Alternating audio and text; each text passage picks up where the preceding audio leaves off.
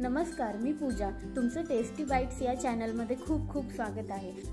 आज मी बनवणार आहे कारल्याची सुकी भाजी. ही कारल्याची सुकी भाजी अजिबात कडू होत नाही, लहान मुले देखील खातील अशी ही भाजी होणार आहे.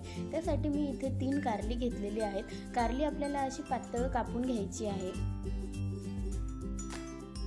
अशा प्रकारे कारल्याचे पातळ असे काप करून घ्यायचे आहेत. इथे मी तेल गरम करत ठेवलेलं होतं. त्यामध्ये आपल्याला कारली सोनेरी रंगावर छान तळून घ्यायची आहे. कारले तळून घेतल्यामुळे कारल्याचा कडूपणा कमी होतो. अशा प्रकारे सोनेरी रंगावर कारले आपल्याला छान तळून घ्यायचे आहे.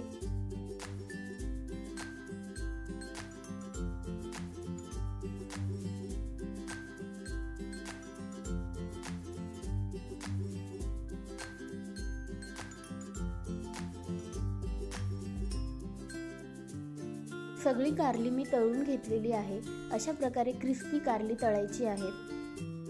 ज्या तेलामध्ये कारले तळून घेतलेली आहे त्याच तेलामध्ये भाजी बनवायची आहे. तेल गरम झाल्यावर त्यामध्ये थोडं जिरं टाकायचं, वाटून घेतलेला लसूण टाकायचा. काही सेकंद लसूण तेलामध्ये छान परतून घेऊया. एक मोठा बारीक चिरलेला कांदा टाकायचा.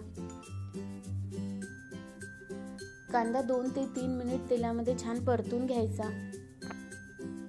10-12 कढीपत्त्याची पानं मी अशी बारीक चिरून टाकलेली आहेत.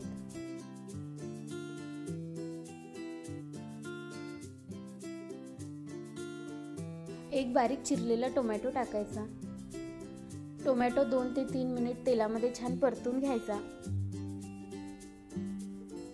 आता यामध्ये मी सुके मसाले टाकणार आहे. लाल तिखट टाकायचं, थोडी हळद टाकायची, चवीपुरतं मीठ टाकायचं. सगळं छान मिक्स करून घ्यायचं. तेल सुटेपर्यंत मसाला छान परतून घेऊया.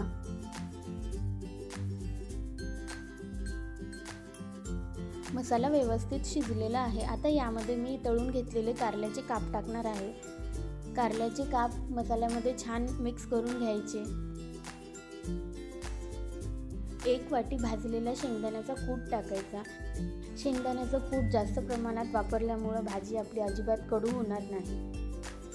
सगळं व्यवस्थित मिक्स करायचं.